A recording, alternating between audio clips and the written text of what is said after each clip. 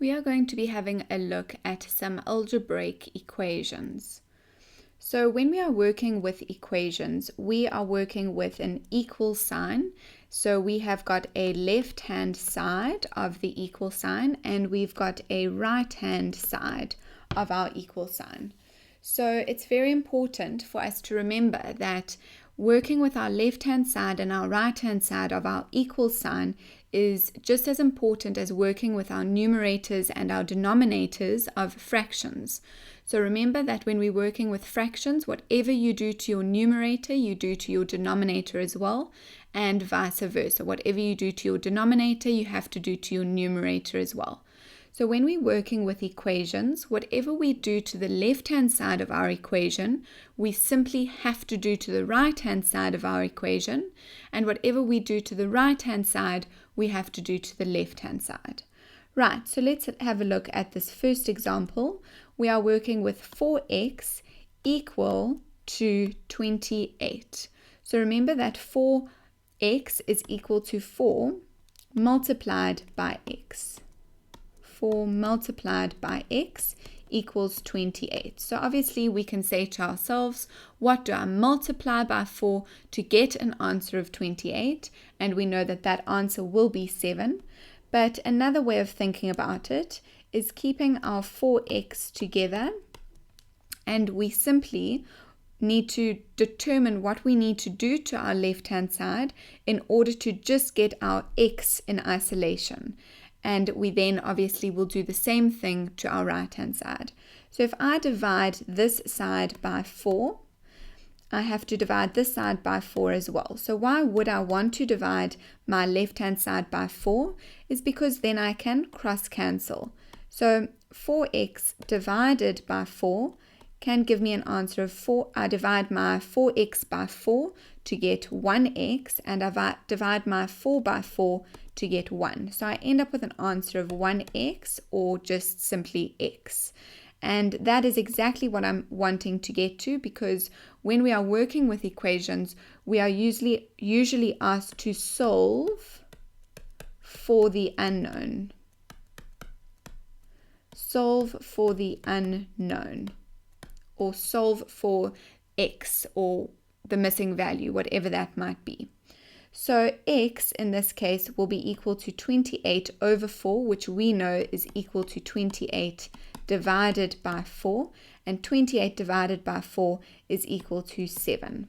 So we have a final answer of x equal to 7. Right, let's have a look at number 2. We've got 3m plus 4 minus 19m. Right, so what we need to do now, obviously we're still working with our equations, so we're working with our left-hand side and our right-hand side. What we first need to do is get all our unknowns onto the same side and all our constants onto the other side.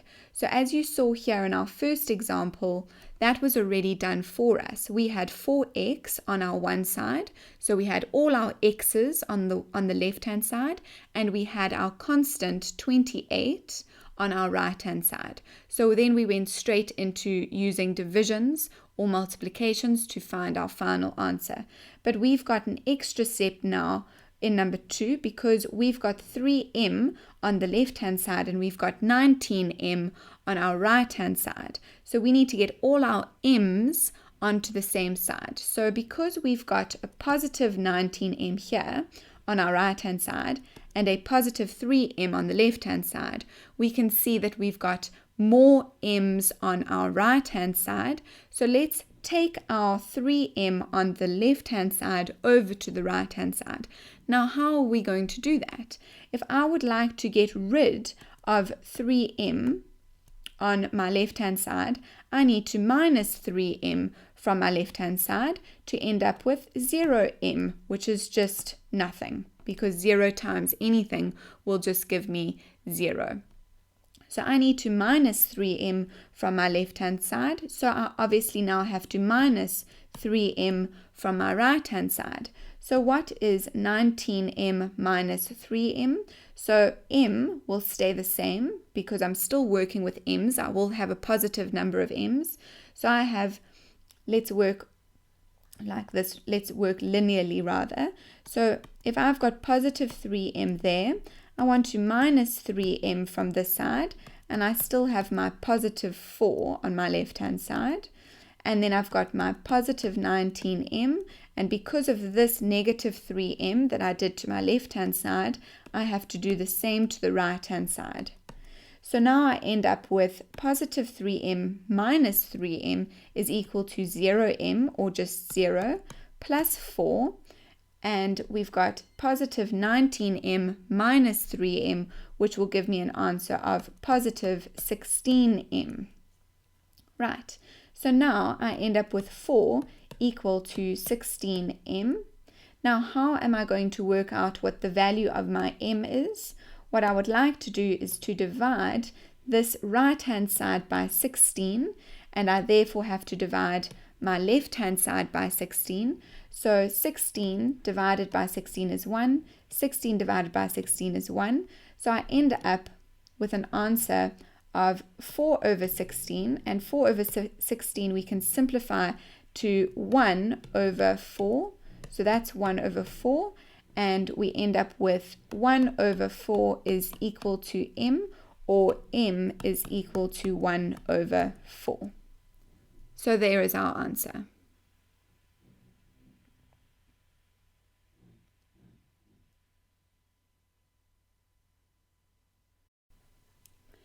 Let's have a look at number 3.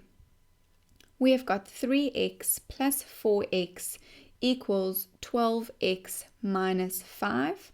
What we need to do is first group together our like terms. So we can see that on our left hand side and on our right hand side we have x's. So let's first work with our left hand side and group together our like terms. So we've got x's. 3x plus 4x will give us 7x, because we can add and subtract like terms. And then we've got 12x minus 5 on our right hand side. So now that we've got 7 x's on our left hand side and 12 x's on our right hand side, what we do want to do is get all the x's onto the side that has the most x's. So we can see that because we have got 12 x's on our right hand side, we would like to take this 7x across to the right hand side. So what we need to do is minus 7x from this side and minus 7x from that side. And what we end up with is 0x on that side, and 12x minus 7x will give us an answer of 5x. Right, so we end up with 5x minus 5 on our right hand side and 0x, or just 0, on our left hand side. So now what we need to do is take this negative 5 over to our left hand side, and in order to do that we need to plus 5 to both the right hand side and the left hand side. So we plus 5 to both the right hand side and the left hand side. So what we end up with is 5 on our left hand side, because 5 plus or minus is 0 will just give us a positive 5. And 5x minus 5 plus 5, remember that we must add and subtract our constants as per usual. So we're working there with negative 5 plus 5 will give us an answer of 0 there. So we end up with 5x on our right hand side, or 5x plus 0. And then what we do is we need to divide both sides, both the left hand side and the right hand side, by 5, so that we end up with just x. So if we divide the right hand side by 5, we end up with 1 and 1. We divide our numerator and our denominator by 5. So 5x divided by 5 will give us 1x over 1. And 5 divided by 5 will give us an answer of 1. So as you can see, 1 will be the value of our x. So our final answer will be x equals 1. Right, let's have a look at number 4. we have got 8p plus 8 equals 2p minus 4. So what we need to do again is get all our constants onto the same side and all our variables onto the same side as well, or onto a different side. So let's work with 8p and 2p. We remember that there are positives in front of these terms. So we've got positive 8p on our left-hand side and only 2p, positive 2p on our right-hand side. So what we would like to do is minus 2p from both our left and our right-hand sides in order to get so that we end up with 0, because positive 2p minus 2p will give us 0p, and then we are still just minusing our 4. And remember that 0p is actually just equal to 0 minus 0 multiplied by p, which will just give us an answer of 0. And then we're working with 8p minus 2p, which gives us an answer of positive 6p, and we still then plus our 8. Right, so now we've got all our variables over to the left-hand side. Now we need to work with our constants. So we work with that positive 8 and this negative 4. So we say positive 8 minus 8 will give us 0 on that side. So we then need to minus 8 from that side as well. And we end up with negative 4 minus 8 is equal to negative 12. And then 6p plus 0 just gives us 6p equals to negative 12. And what we now need to do is divide both sides by 6 so that we end up with just 1p. So we divide both sides by 6 and we divide our numerator by 6 to get 1p and our denominator by 6 to get 1.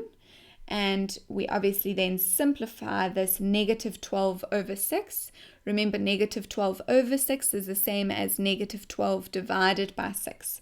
So if we're working here, 1p over 1 is just equal to p, and that is equal to negative 12 over 6, or negative 12 divided by 6. So a negative divided by a positive is a negative, and 12 divided by 6 is 2. So for number 4, our answer is p is equal to negative 2.